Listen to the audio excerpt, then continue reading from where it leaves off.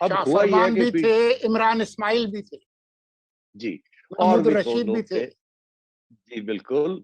कमर अली तो अब खान भी अर्ज़ थे। ये है कि बिल्कुल, अब अर्ज़ ये है कि कि खान साहब ने ये फैसला किया है कि ये कह दिया जाए ये हमारे अकाउंट्स ही नहीं थे, हमें तो पता नहीं कौन चला रहा था। तो उन्होंने ये सब लोगों को डिसोन कर दिया है। He is thrown them under the bus and said मेरा तो कोई ताल्लुक ही नहीं है इनके साथ, ना इन अकाउंट्स के साथ। अगर कोई गड़बड़ हुई है तो इनसे पूछें कि कहाँ से पैसे आए और कहाँ गए, इनको पकड़े। तो अब मेरा ख्याल है कि वो वक़्त आने वाला है कि इनकी भी पूछ-पूछ होगी। खान साहब तो बात से इधर अलग हो गए, मुझे पता ही नहीं है जी ये कौन है।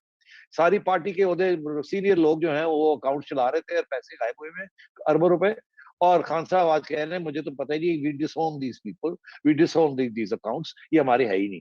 तो अब ये है कि अगर इनके नहीं है पीटीआई के, तो फिर अगर इनके हैं जो लोग इनको ऑपरेट कर रहे थे, तो फिर ये एक्सप्लेन करें एफबीआर को कि ये पैसे आए कहाँ से और कैसे आए और कहाँ गए and so on and so fourth, और इलेक्शन कमीशन को। तो अभी बहुत कुछ होने वाला है।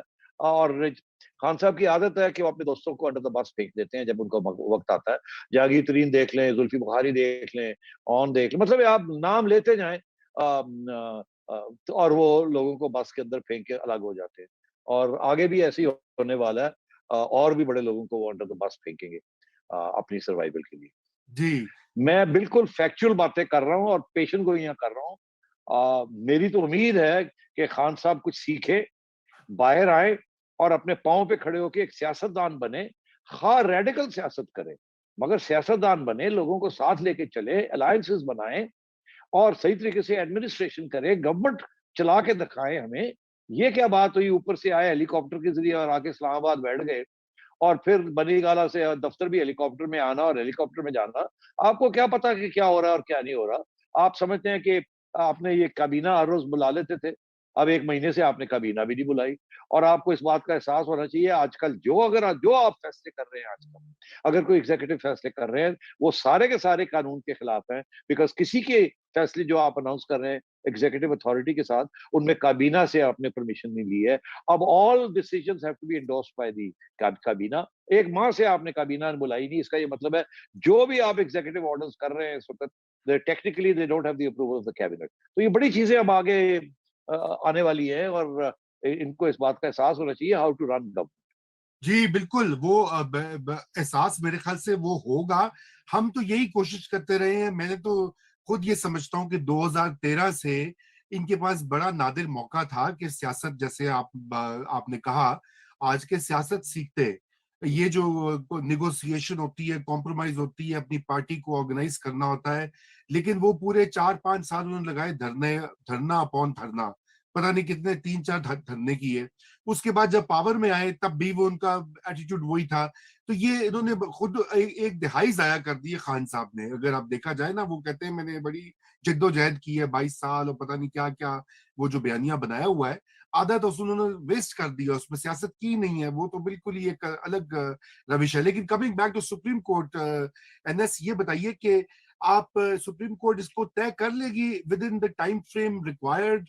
ये भी एक मसला है, क्योंकि कुछ लोगों का ये कहना है, और मेरा नहीं, कुछ लोगों का कहना है कि जी ये डिले का टैक्टिक भी हो सकता है, शायद गवर्नमेंट की भी ये इंटेंशन होगी। देखिए देखिए अगर डिलेइंग टैक्टिक्स है तो इसके दो, पहली बात ये है कि मुझे कुछ लोग कह रहे हैं कि अटॉर्नी जनरल साहब ने ये कहा है कि जी इसका जो तल्लुक है ये हमारी रेफरेंस का, ये इस आजकल के हालात के लिए साथ नहीं है, इसका फ्यूचर के साथ भी तल्लुक है। मेरा ख्याल है ये मिसरीडिंग है of what the attorney general मेंट।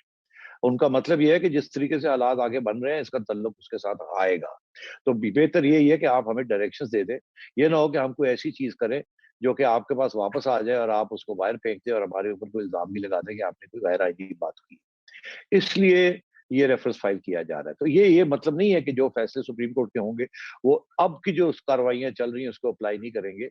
अलबत्ता ये सुप्रीम कोर्ट ने ये वाज़ेह कर दिया है कि जो ये वोट ऑफ नो कॉन्फिडेंस का जो इश्यू है ये चले, इसमें कोई रुकावट नहीं आनी चाहिए और जो लोग हैं उनको जाने देना चाहिए वोट कर डालने के लिए और कोई रुकावट नहीं होनी चाहिए और उनका वोट जो है वो काउंट होगा। ये 2 बातें जो हैं ये वाज़ेह हो गई हैं remarks of the chief justice और जो अखबारों में रिपोर्ट हुआ है। जो बात तय होने वाली है जिसके ऊपर वो खुद कह रहे हैं कि जो बात तय होनी है वो ये होनी है कि ये जो डिस्क्वालिफिकेशन है या डी-सीटिंग है। डी सीटिंग से मुराद यही होगा कि आप इस पार्लियामेंट के अंदर अपनी सीट छोड़ देंगे और आपको फिर से इलेक्शन लड़नी पड़ेगी या बाई इलेक्शन में आपको लड़नी पड़ेगी। इस वक्त आपको सीट छोड़नी पड़ेगी, कुर्बानी करनी पड़ेगी। और D D D D qualification से डिस्क्वालिफिकेशन से मुराद ये ली जाती है कि आप डिस्क्वालीफाई हो जाएंगे फ्रॉम कंटेस्टिंग एनी इलेक्शन 5 साल के लिए, 2 साल के लिए, फॉर लाइफ, बिकॉज उसका ताल्लुक जो है वो किसी और कॉन्स्टिट्यूशन क्लॉज के साथ है जिसका ताल्लुक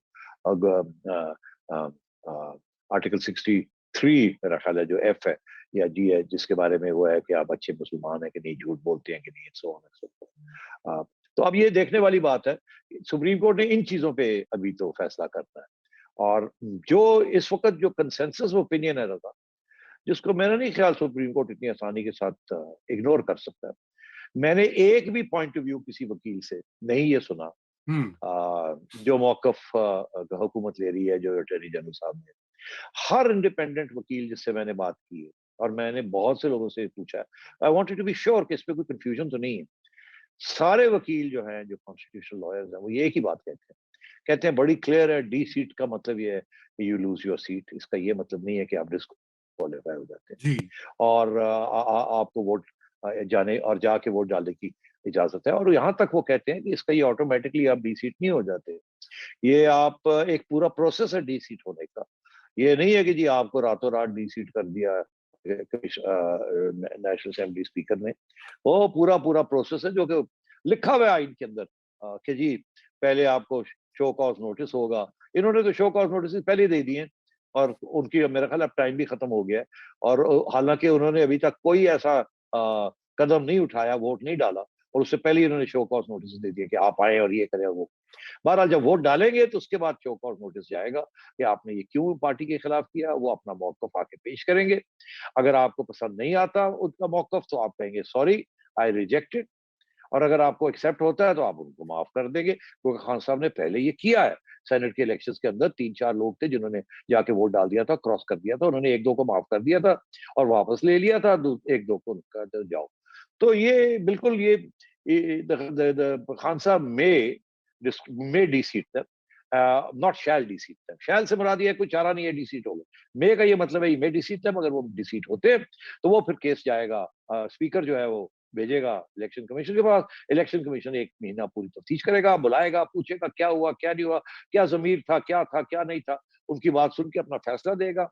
अगर उनके हक में देता है तो खत्म होगी बात, वो रहेंगे। अगर उनके खिलाफ देता है तो फिर वो अपील कर सकते हैं उस फैसले के टू द सुप्रीम कोर्ट, जिसमें 90 दिन है सुप्रीम कोर्ट के पास। 30 डेज है इलेक्शन कमीशन के पास फैसला देने में, 90 दिन है सुप्रीम कोर्ट के पास कि उसके अंदर अंदर उन्होंने अपना फैसला उस रिव्यू पे देना है। तो ऐसी कोई बात नहीं है, सबको पता है इस बात का।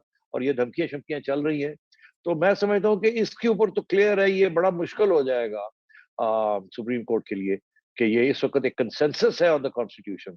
और मैं नहीं समझता कि जजेस इस किस्म के मूड में है कि वो जैसे सिचुएशन चेंज हो रही है, इस सिचुएशन में कोई कंट्रोवर्शियल फैसला करें जिसके साथ ऐसे लगे कि वो उनकी टिल्ट जो है वो नया कानून बनाने जा रहे हैं इनके अंदर, जो कि जुडिशरी का हक नहीं है, वो पार्लियामेंट का हक है।